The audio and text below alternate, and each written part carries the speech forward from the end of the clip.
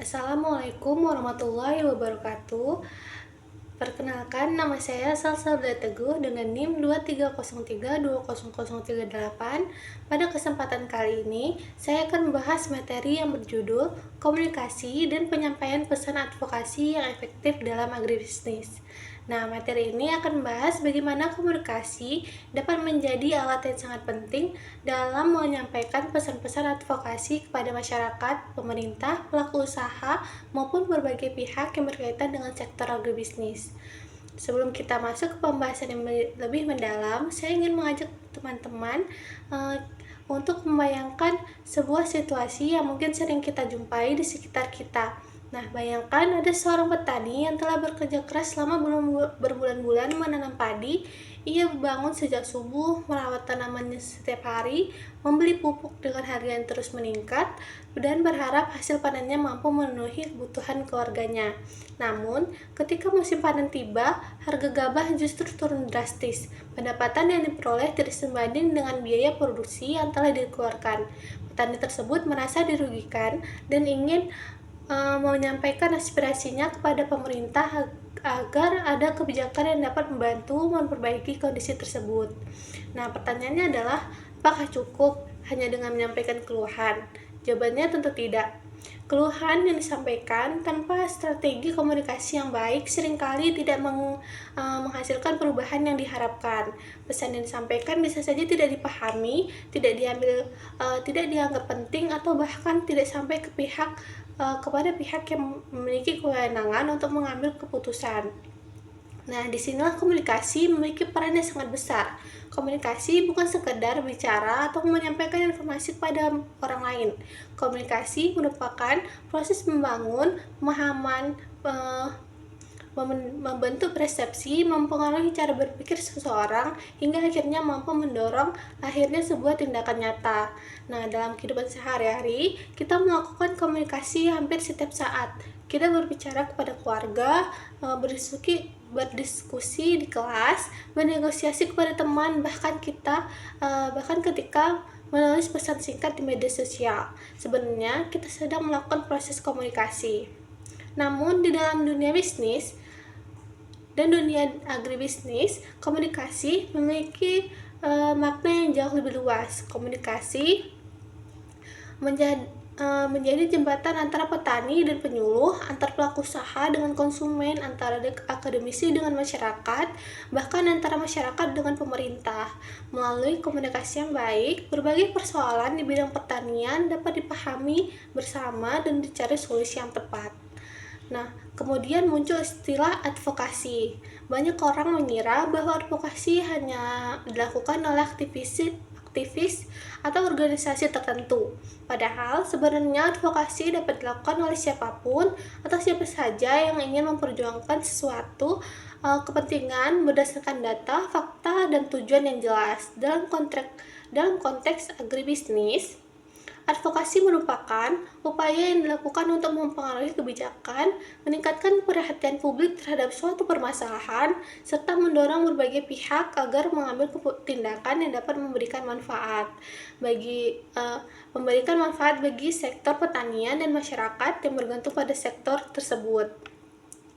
Nah, advokasi menjadi sangat penting dalam dunia agribisnis saat ini karena menghadapi berbagai tantangan yang semakin kompleks. Misalnya, perubahan iklim yang menyebabkan musim tanam menjadi tidak menentu, kemudian harga pupuk yang terus berubah, serangan hama dan penyakit tanaman yang semakin meningkat, keterbatasan akses modal bagi petani, rendahnya generasi petani muda, hingga masalah pemasaran hasil pertanian yang seringkali belum memiliki keuntungan yang baik bagi petani. Permasalahan-permasalahan tersebut tentu tidak bisa diselesaikan hanya oleh salah satu pihak saja.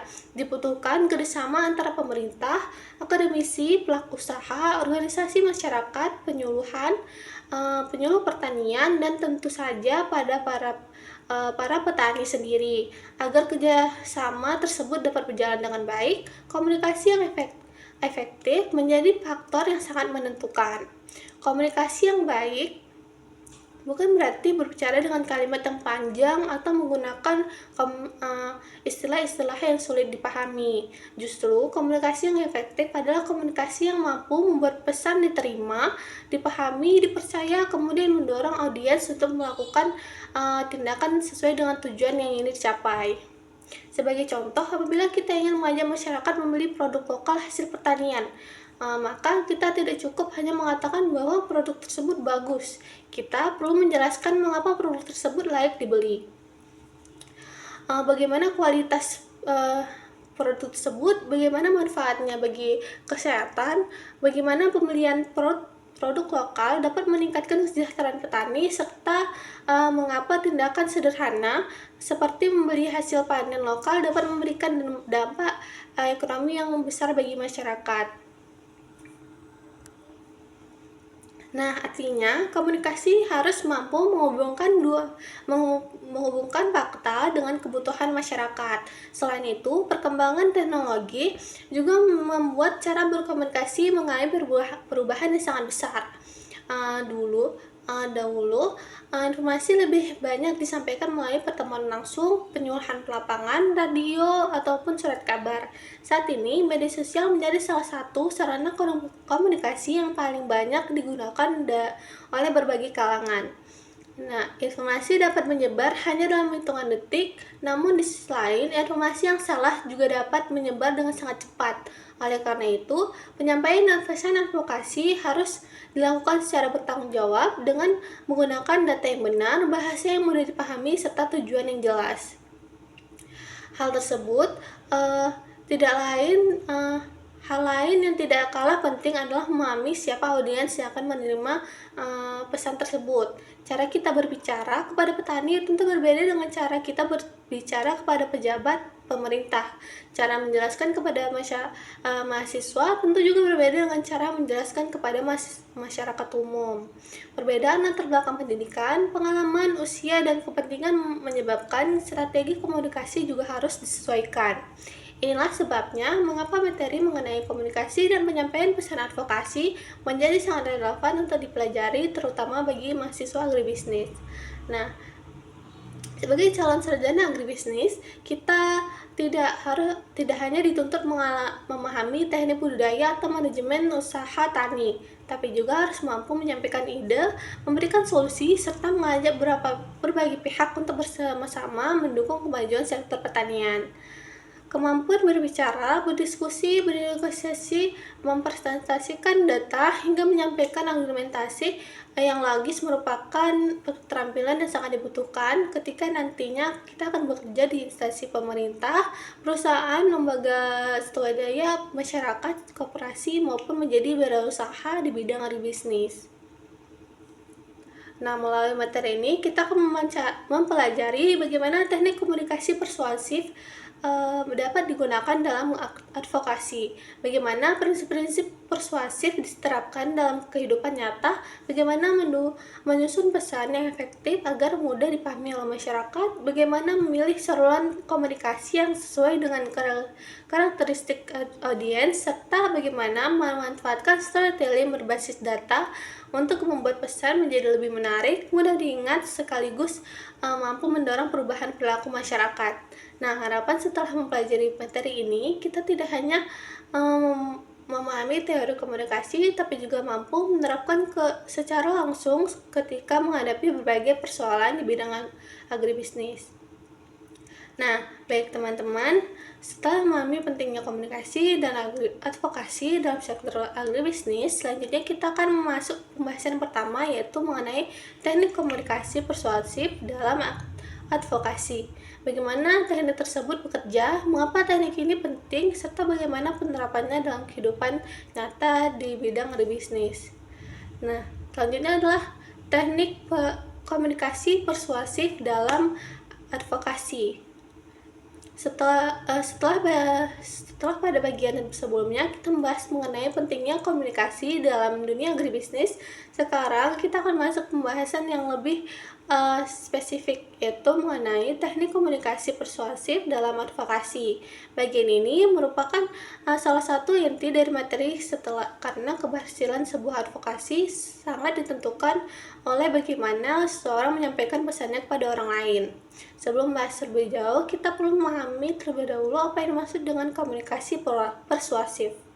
Nah, komunikasi persuasif adalah suatu bentuk komunikasi yang bertujuan untuk mempengaruhi cara berpikir, sikap, keyakinan, maupun tindakan seseorang tanpa menggunakan paksaan. Dalam komunikasi persuasif, seseorang tidak memerintah atau mengancam, melainkan berusaha meyakinkan orang lain melalui penjelasan yang logis, data yang kuat, serta pendekatan emosional yang tepat sehingga orang tersebut dengan sukarela menerima dan mendukung gagasan yang disampaikan. Nah, dalam konteks advokasi agribisnis, teknik komunikasi persuasif digunakan untuk meyakinkan pembuat kebijakan, masyarakat, media, maupun pemangku kepentingan lainnya agar memberikan dukungan terhadap suatu isu atau solusi yang diusulkan. Nah, jika dipikirkan, hampir semua aktivitas dan kehidupan sehari-hari sebenarnya menggunakan komunikasi persuasif. Seorang guru berusaha meyakinkan siswanya agar rajin belajar, seorang dokter memberikan penjelasan kepada pasien agar mengikuti anjuran pengobatan, seorang pedagang menjelaskan keunggulan produknya kepada konsumen yang tertarik membeli. Bahkan ketika kita mengajak teman untuk mengikuti suatu kegiatan kampus, kita juga melakukan komunikasi persuasif. Perbedaannya dalam advokasi agribisnis, tujuan akhirnya bukan hanya membuat seseorang setuju, tetapi juga mendorong terjadinya perubahan nyata, baik berupa perubahan kebijakan, perubahan perilaku, maupun meningkatnya kepedulian terhadap suatu persoalan di bidang pertanian. Misalnya sebuah kelompok tani ingin memperjuangkan pembangunan saluran irigasi di daerahnya. Apabila mereka hanya datang kepada pemerintah sambil mengatakan bahwa sawah mereka kekurangan air, kemungkinan usulan tersebut tidak akan mendapatkan perhatian yang besar. Namun apabila mereka datang dengan membawa data luas lahan yang terdampak, jumlah petani yang mengalami kerugian, penurunan hasil panen, serta usulan solusi yang realistis, kemudian menyampaikannya dengan bahasa yang sopan dan mudah dipahami, maka peluang usulan tersebut akan untuk diterima menjadi lebih besar. Nah, inilah kekuatan komunikasi persuasif. Komunikasi persuasif juga sangat penting karena setiap orang memiliki latar belakang, pengalaman, dan kepentingan yang berbeda-beda. Ada yang dianggap penting oleh petani, belum tentu dianggap penting oleh pemerintah. Sebaliknya, apa yang menjadi prioritas pemerintah belum tentu dipahami oleh masyarakat.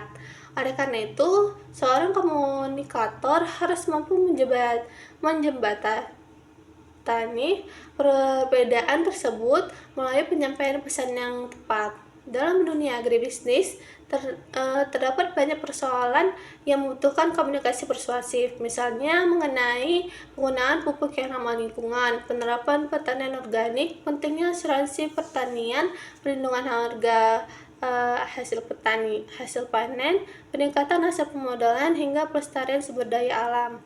Semua isu tersebut memerlukan kemampuan komunikasi yang baik agar dapat diterima oleh berbagai pihak. Selain itu, komunikasi persuasif bukan hanya berbicara tentang apa yang kita lakukan, tetapi juga bagaimana cara kita mengatakannya, intonasi suara, ekspresi wajah, bahasa tubuh, pilihan kata, hingga kemampuan mendengarkan lawan bicara merupakan bagian penting dalam proses komunikasi. Seringkali seseorang memiliki ide yang sangat baik, tetapi gagal menyampaikannya karena cara bicaranya kurang meyakinkan.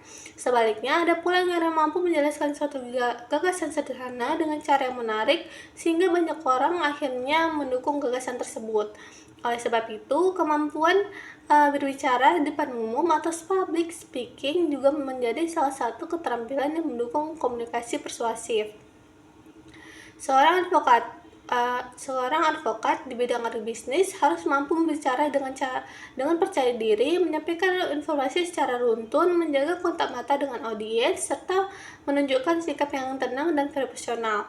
Kemudian, hal penting lainnya adalah memahami karakteristik audiens. Setiap kelompok masyarakat memiliki cara berpikir yang berbeda. Ketika berbicara kepada petani, kita sebaiknya menggunakan bahasa yang sederhana, memberikan contoh yang dekat dengan kehidupan mereka, dan menghindari istilah teknis yang sulit dipahami. Sebaliknya, ketika kita berbicara kepada pejabat pemerintah, kita perlu menyampaikan data yang lengkap, analisis yang logis, serta rekomendasi kebijakan yang jelas.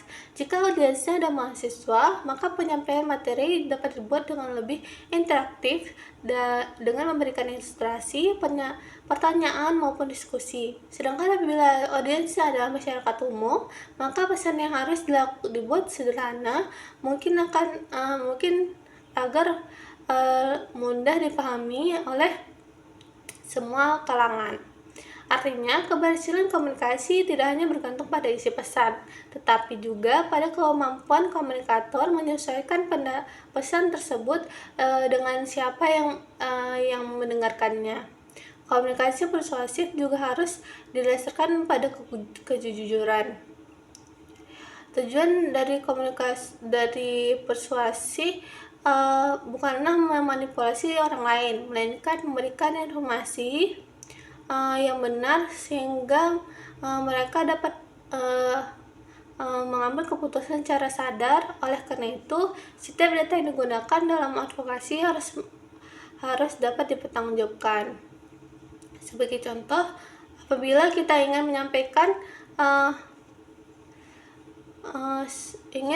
mengkampanyekan penting membeli produk pertanian lokal, maka kita harus menyampaikan fakta mengenai manfaat ekonomi bagi petani, kualitas produk lokal, serta dampak positif terhadap perekonomian daerah. Jangan menyampaikan informasi secara berlebihan atau tidak sesuai dengan kenyataan, hanya untuk menarik perhatian masyarakat. Kepercayaan merupakan aset terbesar dalam komunikasi. Sekali kepercayaan hilang, maka pesan-pesan berikutnya akan sulit terima. Selanjutnya, komunikasi persuasif juga membutuhkan kemampuan mendengarkan. Banyak orang mengira bahwa komunikasi hanya berbicara, padahal mendengarkan merupakan bagian yang sama pentingnya. Ketika masyarakat menyampaikan keluhan mengenai harga pupuk yang mahal, seorang advokat tidak boleh langsung memberikan solusi tanpa memahami akar permasalahan sebenarnya.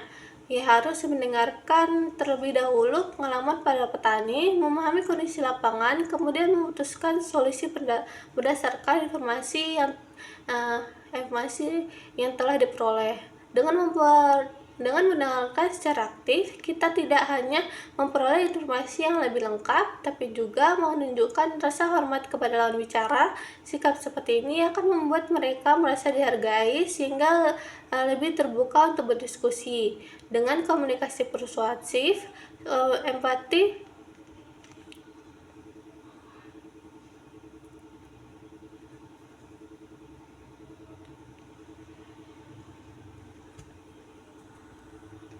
Empati juga memiliki peranan yang sangat besar. Empati berarti kemampuan memahami apa yang dirasakan oleh orang lain. Ketika berbicara dengan petani yang mengalami gagal panen, kita tidak boleh hanya melihat persoalan tersebut sebagai angka kerugian ekonomi.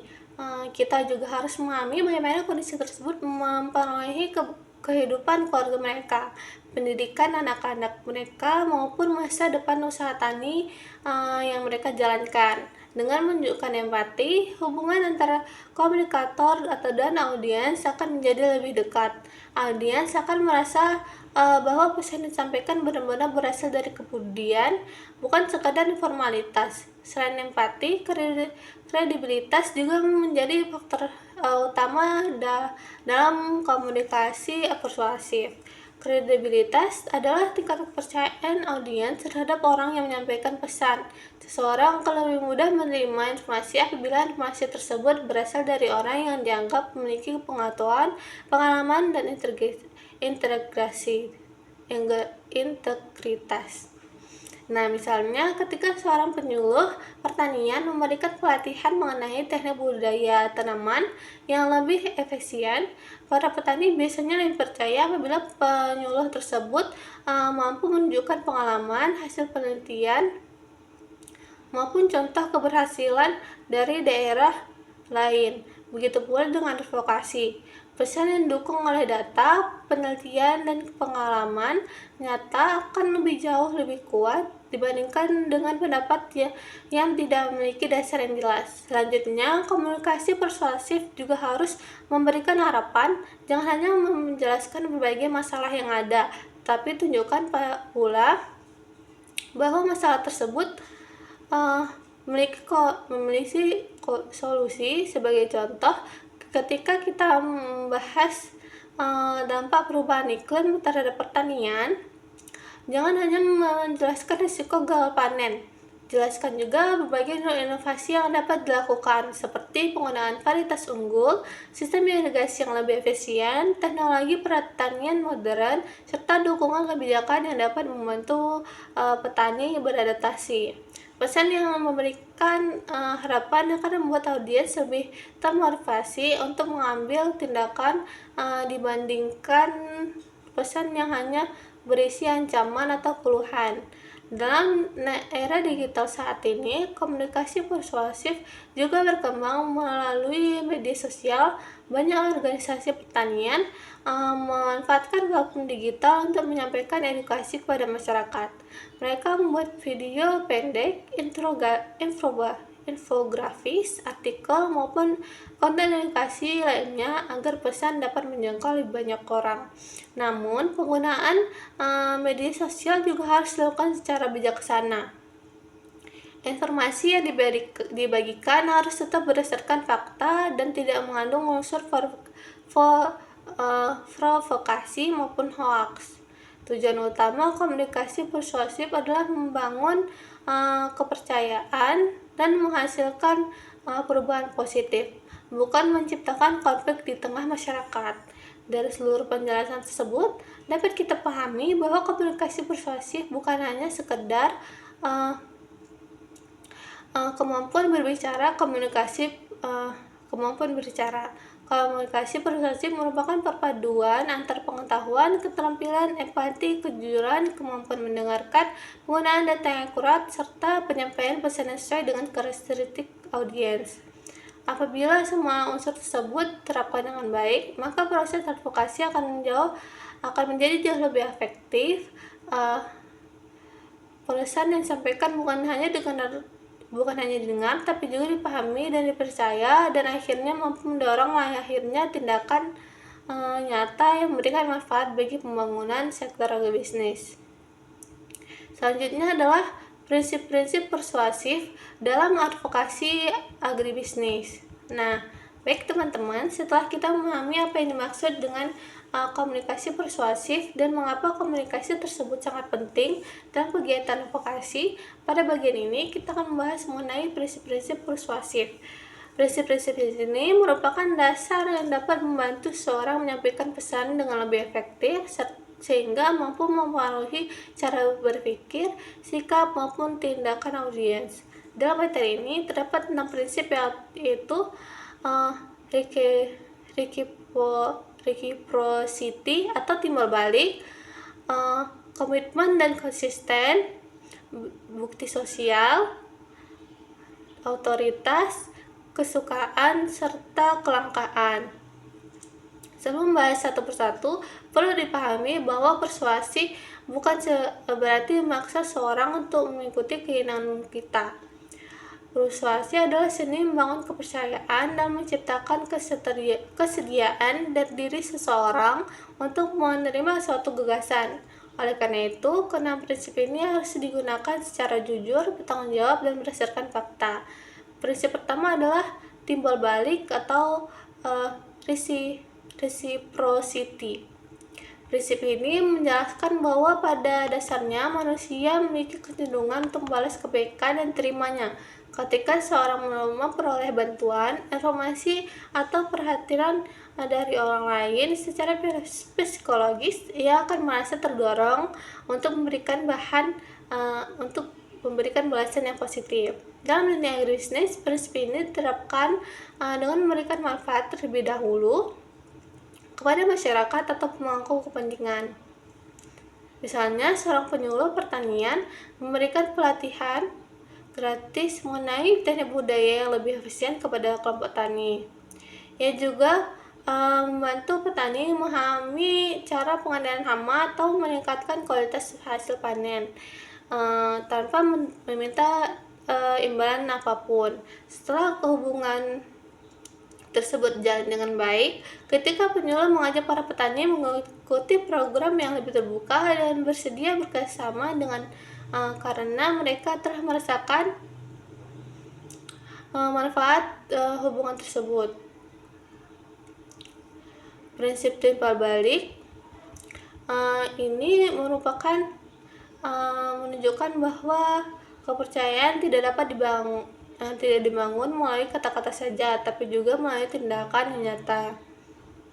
Prinsip kedua adalah komitmen atau konsistensi.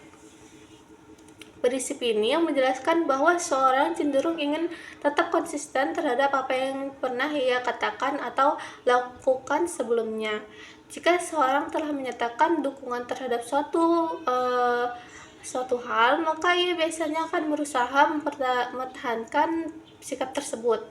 Dalam advokasi agribisnis, prinsip ini dapat diterapkan dengan mengajak para pemangku kepentingan memberikan komitmen kecil terlebih dahulu, seperti contohnya seorang pejabat pemerintah menyatakan bahwa kesejahteraan petani merupakan prioritas pembangunan daerah.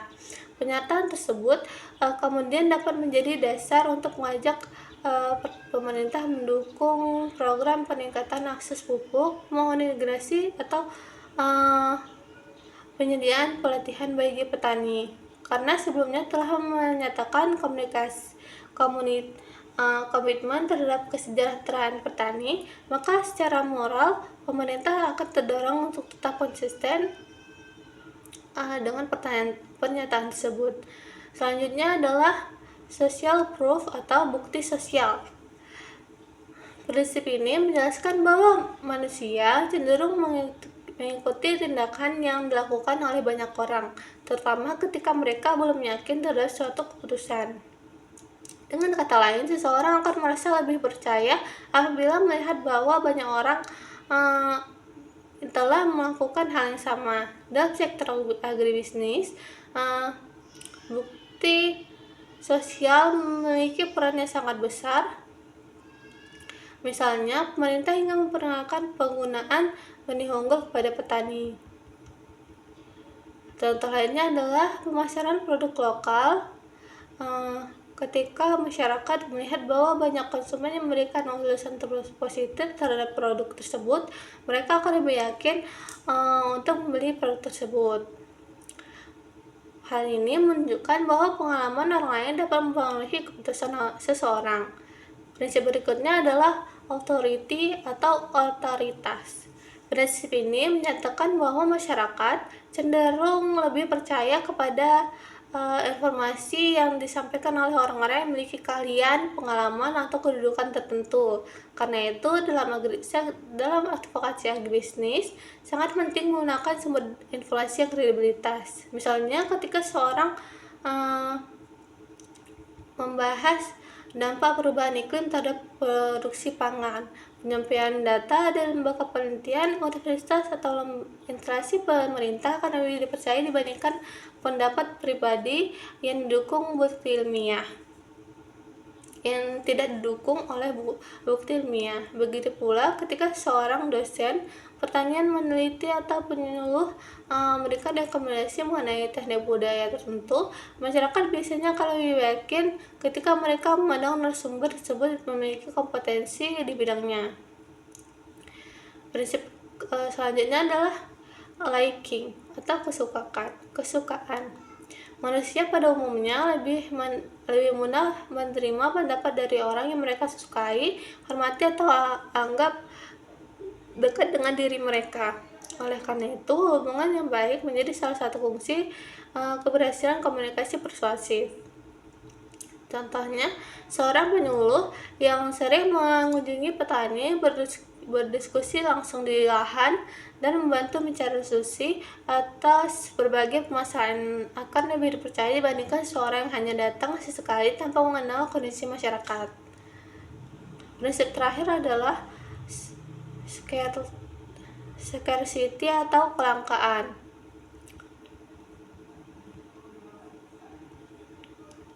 Prinsip ini menjelaskan bahwa manusia cenderung memberikan perhatian yang lebih besar terhadap sesuatu yang dianggap langka atau memiliki batas waktu tertentu. Dalam advokasi agribisnis, prinsip ini digunakan untuk menunjukkan bahwa suatu persoalan membutuhkan tindakan segera. Contohnya, apabila lahan pertanian terus berkurang akibat alih fungsi lahan, maka kondisi tersebut harus segera ditangani. Jika tidak, produksi pangan akan menurun dan ketahanan pangan nasional dapat terganggu. Dengan menjelaskan bahwa waktu untuk bertindak semakin terbatas, masyarakat maupun pemerintah akan terdorong untuk segera mengambil langkah yang diperlukan. Contoh lainnya adalah generasi petani. Saat ini jumlah petani muda semakin sedikit karena banyak generasi muda memilih bekerja di kantor di sektor lain. Dan jika kondisi tersebut terus berlangsung tanpa adanya upaya untuk menarik minat generasi muda ke sektor pertanian, maka di masa depan Indonesia dapat mengalami kekurangan tenaga kerja di bidang pertanian. Oleh karena itu, isu ini perlu segera mendapatkan perhatian. Nah, setelah memahami keenam prinsip tersebut, kita dapat melihat bahwa semuanya saling berkaitan. Tinggal timbal balik membangun hubungan yang baik, komitmen, memberikan konsistensi, bukti sosial, meningkatkan keyakinan, otoritas, memperkuat kepercayaan, kesukaan, membangun tindakan emosional, sedangkan kelangkaan menumbuhkan rasa urgensi. Nah, sebagai mahasiswa agribisnis, memahami prinsip-prinsip POASIP merupakan bekal yang sangat penting. Di masa depan, kita mungkin akan menjadi penyuluh pertanian, pengusaha agribisnis, peneliti atau aparatur pemerintahan, ataupun pendamping masyarakat. Apapun profesi yang kita jalani, kemampuan menyampaikan pesan secara persuasif akan sangat membantu dalam membangun kerjasama, menyelesaikan konflik, mempengaruhi pengambilan keputusan, serta mendorong kemajuan sektor pertanian. Selanjutnya adalah penyusunan pesan yang efektif. Nah, setelah kita mempelajari teknik komunikasi persuasif dan prinsip-prinsip persuasif, selanjutnya kita akan bahas bagaimana cara menyusun pesan yang efektif. Topik ini sangat penting karena keberhasilan suatu advokasi tidak hanya ditentukan oleh siapa yang menyampaikan pesan, tapi juga bagaimana pesan tersebut disusun. Pesan yang baik akan mudah dipahami, hingga dipercaya atau mampu mendorong audiensi untuk mengambil tindakan sesuai dengan tujuan yang diharapkan. Dalam materi ini dijelaskan bahwa terdapat beberapa unsur penting dalam penyusunan pesan yang efektif, yaitu relevansi, kejelasan dan keringkasan, berbasis solusi, mampu menarik emosi dan logika, serta konsistensi dalam penyampaiannya.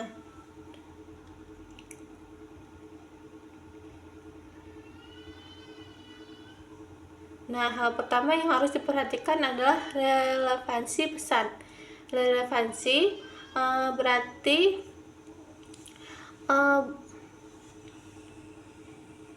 pesan yang kita sampaikan harus sesuai dengan kebutuhan, kepentingan, atau permasalahan yang sedang dihadapi oleh audiens. Pesan yang relevan akan lebih terasa lebih dekat dengan kehidupan mereka, sehingga mereka lebih mudah menerima.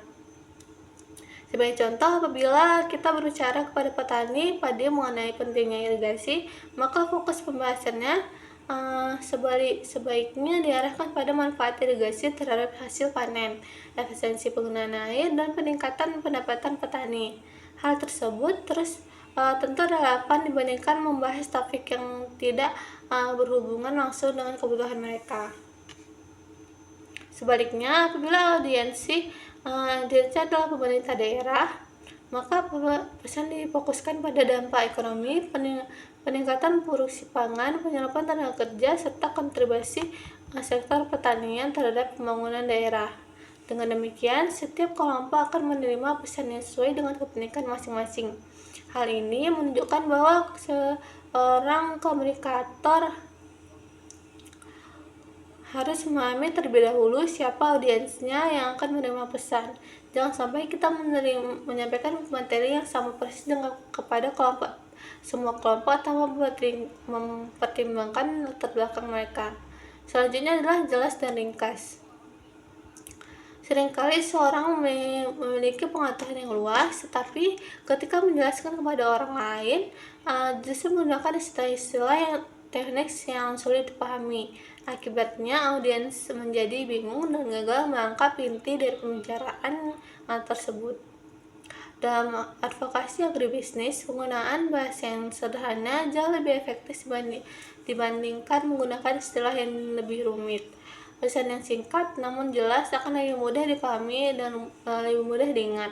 Sebagai contoh, daripada mengatakan optimalisasi efisiensi distribusi sarana produksi pertanian melalui mekanisme kebijakan fiskal, akan lebih mudah dipahami jika disampaikan dengan kalimat pemerintah perlu memastikan pupuk dapat sampai kepada petani dengan harga yang terjangkau.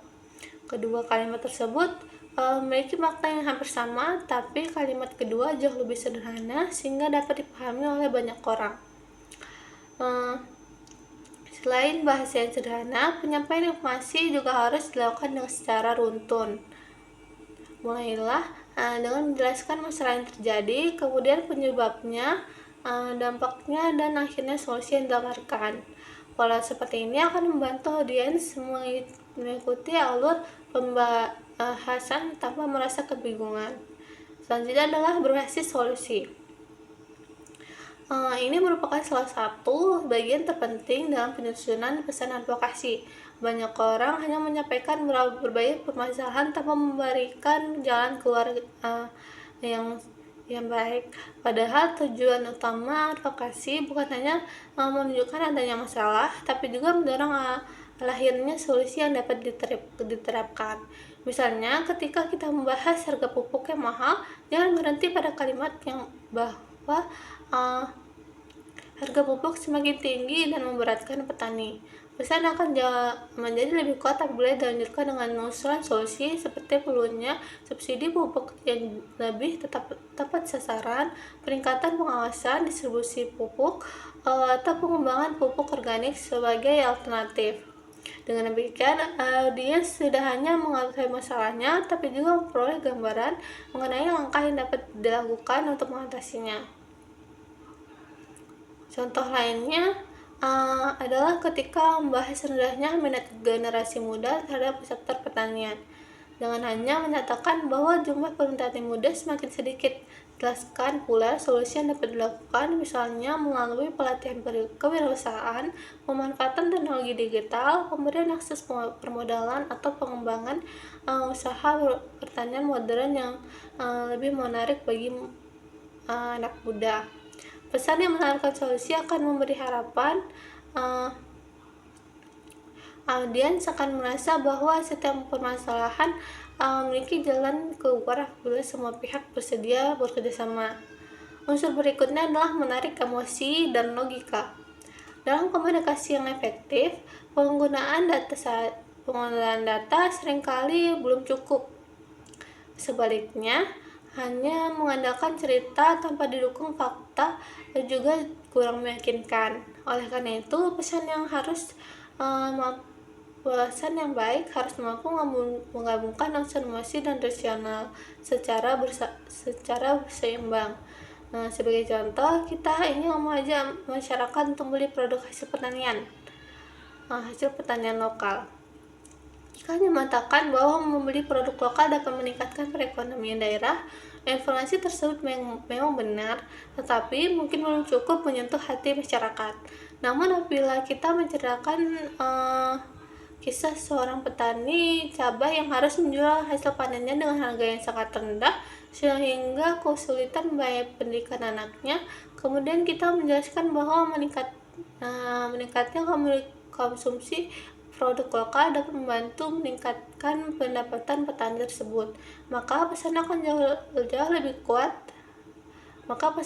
akan jauh lebih kuat. Cerita tersebut membangkitkan rasa empati, sedangkan data mengenai peningkatan pendapatan memberikan dasar yang logis. Keduanya akan membuat audiens lebih mudah memahami sekaligus merasakan pentingnya isu yang dibahas. Kemudian adalah unsur konsistensi pesan. Konsistensi berarti bahwa pesan yang disampaikan harus tetap sama meskipun disampaikan melalui berbagai media atau orang-orang yang berbeda. Jangan sampai hari ini kita mengatakan bahwa suatu program sangat penting, tapi pada kesempatan berikutnya justru menyampaikan bahwa informasi yang bertentangan. Dalam kegiatan advokasi, konsistensi sangat menentukan tingkat kepercayaan masyarakat. Jika informasi yang disampaikan selalu berubah-ubah, maka audiens akan menjadi ragu dan kehilangan kepercayaan.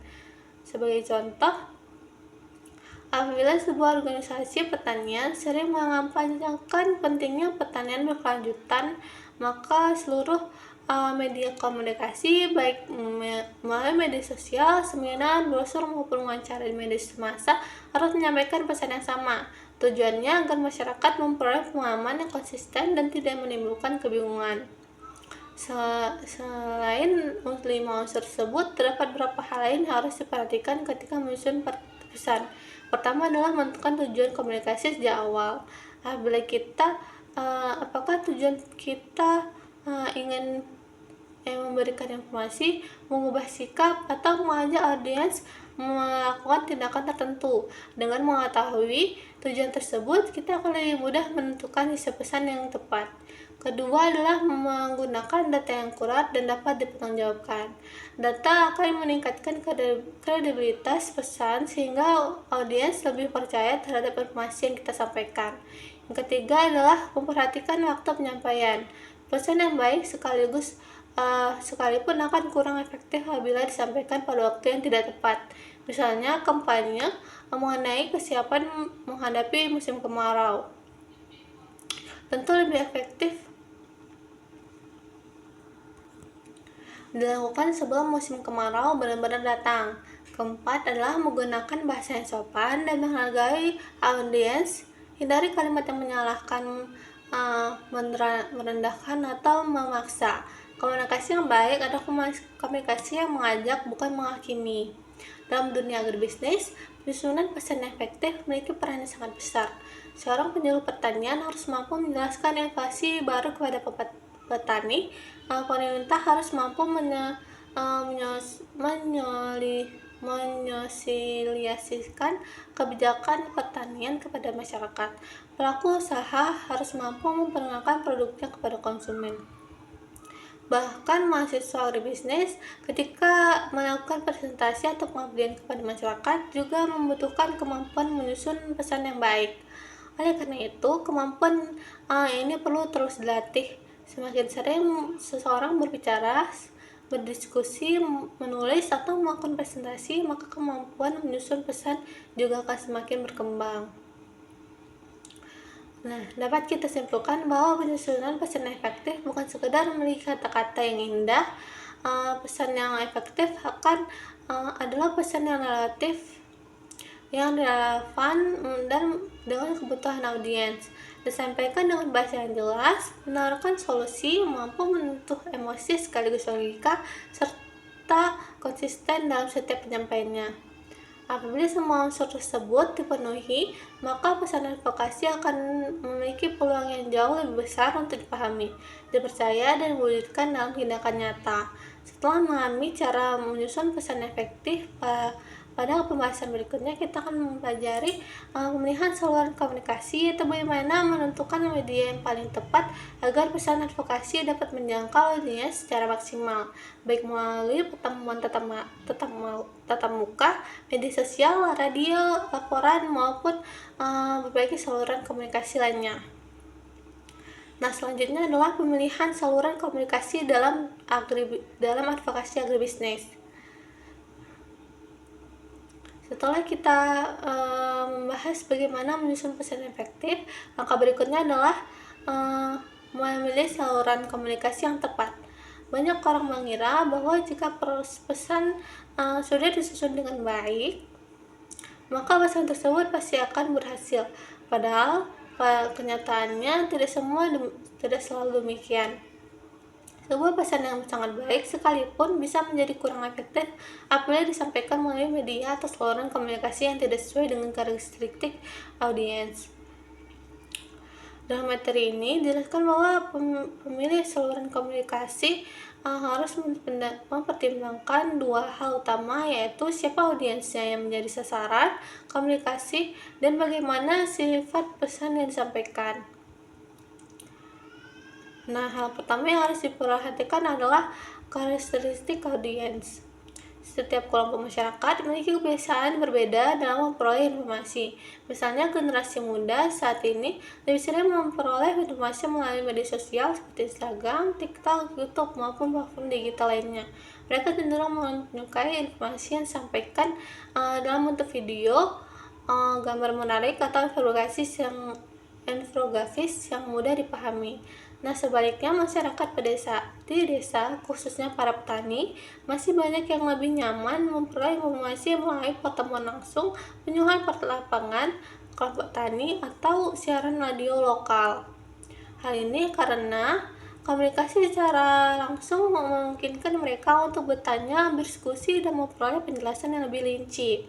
Sementara itu, apabila sasaran komunikasinya adalah pembuat kebijakan atau pejabat pemerintah, maka saluran komunikasi yang lebih tepat biasanya berupa rapat resmi, presentasi, laporan tertulis, atau forum diskusi. Dalam situasi seperti ini, penyampaian data yang lengkap dan argumentasi yang sistematis menjadi sangat penting. Nah, dari contoh tersebut dapat kita lihat bahwa tidak ada satupun saluran komunikasi yang baik untuk semua situasi. Seluruh komunikasi harus disesuaikan dengan siapa yang menerima pesan tersebut. Apabila memperhatikan audiens, kita juga harus melihat sifat pesan yang akan disampaikan. Apabila pesan disampaikan bersifat sederhana dan hanya bertujuan memberikan informasi singkat, maka media sosial atau poster mungkin sudah lebih cukup. Misalnya informasi mengenai jadwal pertanian atau pembagian benih atau ajukan membeli produk lokal. Namun, apabila pesan yang disampaikan cukup kompleks seperti hasil pertanian, hasil penelitian, usulan kebijakan, atau strategi pengembangan agribisnis, maka media yang digunakan harus semua mampu memberikan penjelasan lebih rinci. Nah, yang pertama selanjutnya adalah komunikasi tatap muka. Komunikasi tatap muka masih menjadi salah satu cara yang paling efektif karena memungkinkan adanya interaksi secara langsung antara komunikator dan audiens. Komunikasi kedua belah pihak dapat diskusi, bertanya, memberikan tanggapan, bahkan menyelesaikan kesalahpahaman secara langsung. Jadi saluran berikutnya adalah media sosial. Pada era digital saat ini, media sosial berkembang dan menjadi salah satu alat komunikasi yang sangat penting. Informasi dapat disebarkan kepada ribuan bahkan jutaan orang hanya dalam waktu beberapa menit. Dalam dunia agribisnis, media sosial dapat dimanfaatkan untuk memperkenalkan produk pertanian, memberikan edukasi kepada masyarakat, mempromosikan kegiatan kelompok tani, maupun mengkampanyekan pentingnya menjaga ketahanan pangan.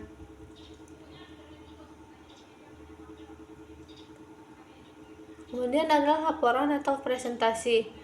Jenis saluran ini biasanya digunakan ketika sasaran komunikasinya adalah pemerintah, investor, lembaga penelitian, atau organisasi tertentu.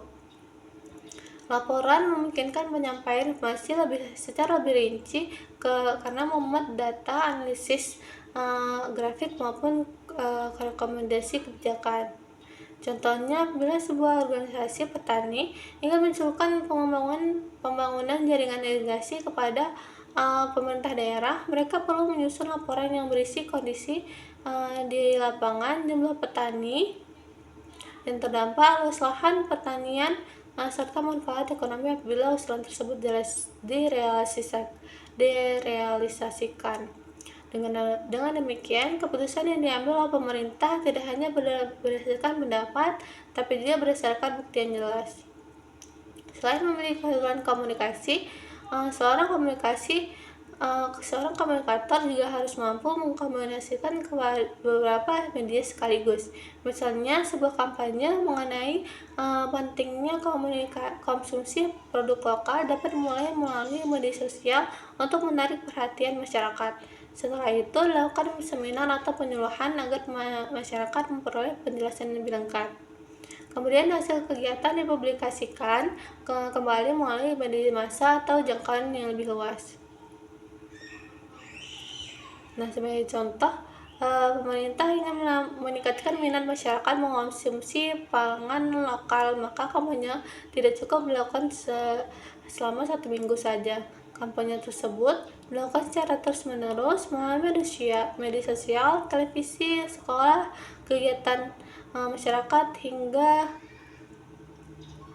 berbagai acara pemerintah, acara pameran pertanian. Selanjutnya adalah storytelling berbasis data dalam agribisnis. Mengapa storytelling berbasis data efektif? Nah, pertama, ketika mampu memberikan gambaran nyata, mengenai suatu permasalahan, data yang awalnya hanya berupa angka menjadi lebih ringkas dan mudah dipahami ketika disampaikan. Mengenai kisah seorang petani atau pelaku usaha agribisnis. Dalam menyusun storytelling berbasis data, terdapat beberapa elemen penting. Pertama adalah tokoh, misalnya petani, pelaku UMKM, atau penyuluh pertanian. Kedua adalah masalah yang dihadapi seperti gagal panen, harga hasil panen turun, atau sulitnya memperoleh pupuk.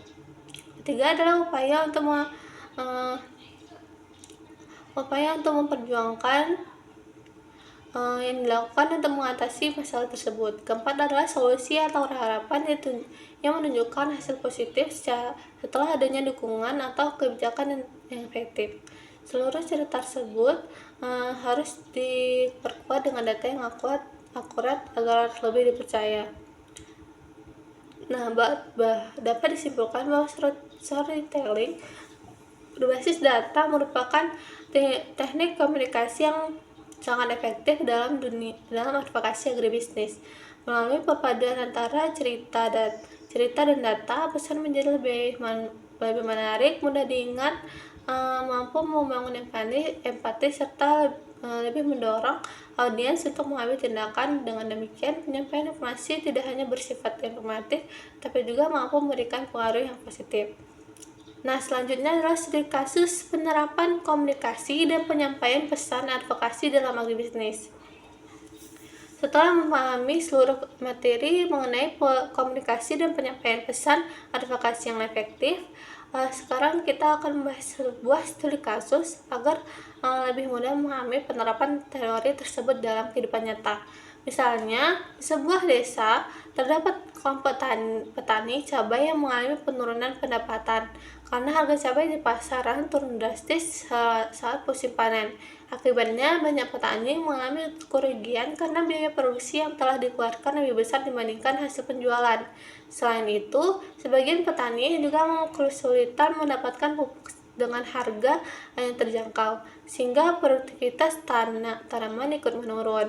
Nah, melihat kondisi tersebut, penyuluh pertanian bersama kelompok tani berinisiatif melakukan advokasi kepada pemerintah daerah. Langkah pertama yang dilakukan adalah mengumpulkan data mengenai jumlah petani yang terdampak, luas lahan, eh, penurunan hasil panen, serta kerugian yang dialami petani.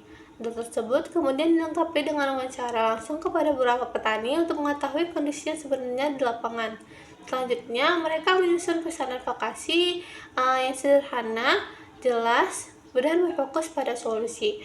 Mereka tidak hanya menjelaskan bahwa petani mengalami kerugian, tapi juga mengusulkan beberapa solusi seperti perbaikan distribusi pupuk, pelatihan budidaya yang lebih efisien, serta bantuan pemasaran hasil panen agar harga jauh lebih stabil. Agar pesan lebih menarik, mereka menggunakan teknik storytelling berbasis data.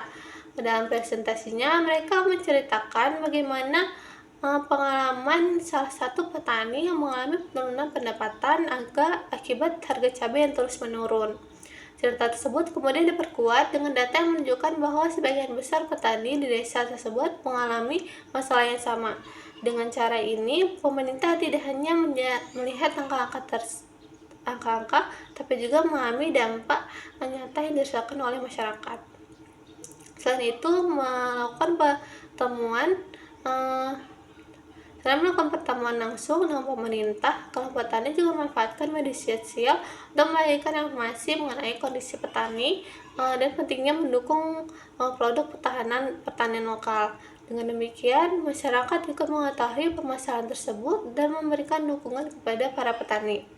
Hasilnya, pemerintah daerah dapat memberikan perhatian terhadap permasalahan tersebut dengan meningkatkan pengawasan distribusi pupuk, pemberian pelatihan kepada petani, serta membantu mempromosikan hasil panen melalui berbagai kegiatan pemasaran. Kondisi ini secara bertahap membantu meningkatkan pendapatan petani dan memperbaiki kesejahteraan masyarakat. Dari studi kasus ini, kita dapat simpulkan bahwa keberhasilan advokasi tidak hanya bergantung pada besarnya masalah yang dihadapi, tapi juga pada cara menyampaikan pesan, komunikasi yang jelas, didukung dengan data akurat, memberikan cerita yang menyentuh, serta memilih saluran komunikasi yang tepat akan membuat pesan jauh lebih mudah dipahami dan lebih berpulang menghasilkan perubahan yang positif. Nah, baik teman-teman, sampailah kita pada akhir pembahasan mengenai komunikasi penyampaian pesan advokasi yang efektif dalam agribisnis. Dari materi yang telah dipaparkan, dapat kita pahami bahwa komunikasi memiliki peran yang sangat penting dalam dunia agribisnis. Komunikasi bukan hanya sekedar menyampaikan informasi, tapi juga menjadi sarana untuk membangun pemahaman, mempengaruhi cara berpikir, serta mendorong berbagai pihak agar bersama-sama mencari solusi terhadap permasalahan yang dihadapi di sektor pertanian. Materi ini juga menjelaskan pentingnya komunikasi persuasif, penyusunan pesan yang efektif, pemilihan saluran komunikasi yang tepat, serta pemanfaatan storytelling berbasis data agar pesan advokasi lebih mudah dipahami dan mampu memberikan dampak yang positif.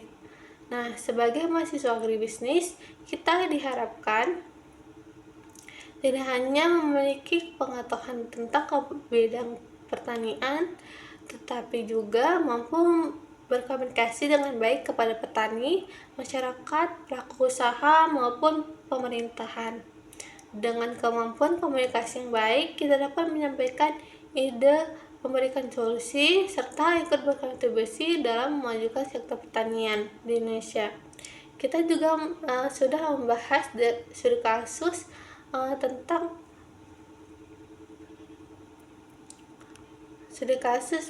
tentang penerapan komunikasi dan penyampaian pesan advokasi dalam agribisnis. Nah, dari